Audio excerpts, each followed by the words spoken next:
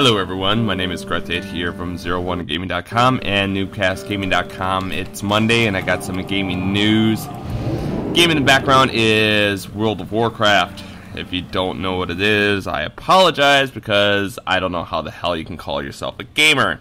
Everyone knows World of Warcraft when you see it. I ended up getting Mists of Pandaria because a couple people were saying that it wasn't actually that bad, and coming out of the gate, I would have to kind of agree. I spoke a little bit about this on an upcoming episode of the Noobcast Gaming podcast, which will be released in the near future. But I can't complain. Blizzard's actually done pretty well, and I think that's the reason that their sub base has been above 10 million again.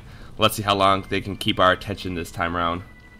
So, ironically enough, a couple of the headlines today actually have to do with World of Warcraft. That was the whole point of putting it in the background. Figured, hey, if you're going to spend 2 of your 3 headlines talking about one game, perhaps that should be the game that you put in the background for people to watch. However, what occurs during the gameplay that you're watching did not occur this past weekend, where World of Warcraft was hit by an exploit. A person that was logging in with a level 1 character on the realms Stormwind, Orgrimmar, Terran Mill, Ragnaros, Draenor, and Twisted Nether would go into the major cities and use a instant kill exploit. This was killing NPCs and human characters alike. In a statement from Blizzard, they said that the hotfix was solved. Earlier today, certain realms were affected by an in-game exploit resulting in the deaths of player characters and non-player characters in some of the major cities.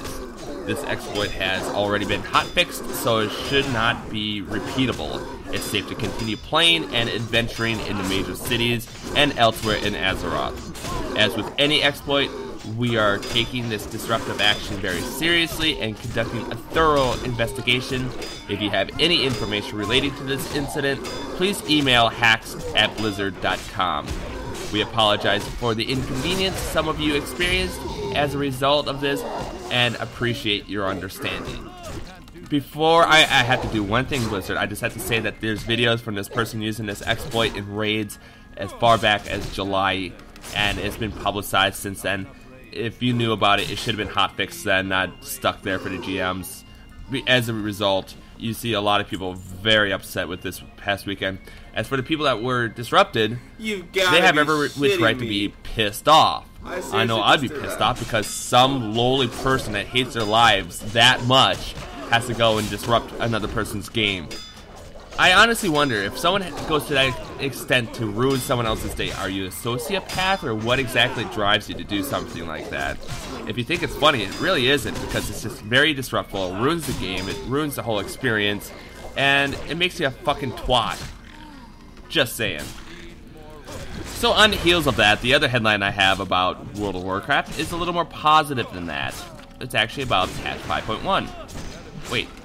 Mists of Pandaria just came out a couple weeks ago, and they're already talking about patch 5.1? Oh yes, they are talking about patch 5.1. The battles was introduced in Mists of Pandaria as part of the 5.0, and there's going to be a couple tweaks. In a small statement, Blizzard said, while Mists of Pandaria already comes packed full with some of the most diverse and expansive World of Warcraft content to date, we're staying true to our goal of delivering new content faster. With that in mind, we are pleased to share that the first major Mists of Pandaria content update, patch 5.1, is well underway. In fact, our plan is to release a build of patch 5.1 on public test realms soon so you can experience it for yourself. They're not kidding. If you recall, some of the first content patches for, let's see, Wrath of the Lich King, maybe Kata a little bit, and Burning Crusade, you had to wait months. How long did we have to wait for Ulduar? Oh wait, that was 9 months.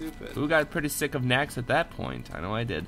In any case, that means that they're actually doing what they said that they'd be doing, so I'm actually glad to see Blizzard's holding true to what they said they'd do. That's pretty great, and it might actually help keep people subbed, because Lord knows that if they don't have that content coming on a regular basis, they're gonna lose people again, because the content seems to be getting more and more stale. Now, as far as this expansion is concerned, I would have to agree with the statement to date that it is probably some of the more diverse quests and instances to date, so that's not exaggerated. It's pretty accurate, and it should be interesting to see what this new patch has to offer. And the last bit of news is a little bit about Microsoft. It seems that in Windows 8 Beta, users are actually starting to get the option of paying for video content via cash. That's right, so while Microsoft points are still available, all default transactions are actually using a credit card instead. It could mean that Microsoft points could be phased out with Windows 8 and the new Xbox, but we don't know for certain, and there's been no official announcement of that. The points have been used by Microsoft as a way to get transactions to occur on Xbox Live since the 360 launch, but it becomes more convenient for gamers to use credit cards instead of trying to get points or using a credit card in the first place to buy points online. It's basically skipping a step for those individuals, and it's not a bad move. If you have the either or option, it's a good way to do it. Perhaps Nintendo can take note of this too and do the same thing on their virtual console. Or did people forget that didn't exist? I know I didn't forget it exists. And that will do it for me today. I first off had to apologize for some of the buzzing.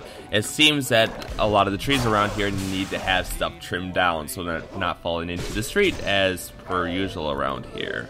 So if you hear the buzzing, it's actually saws at work.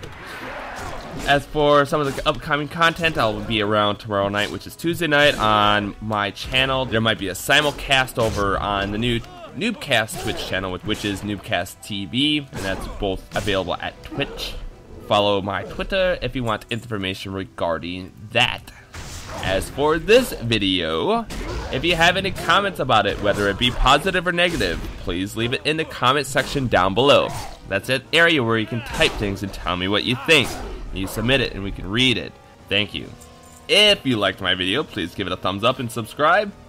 And I'll see you guys next time.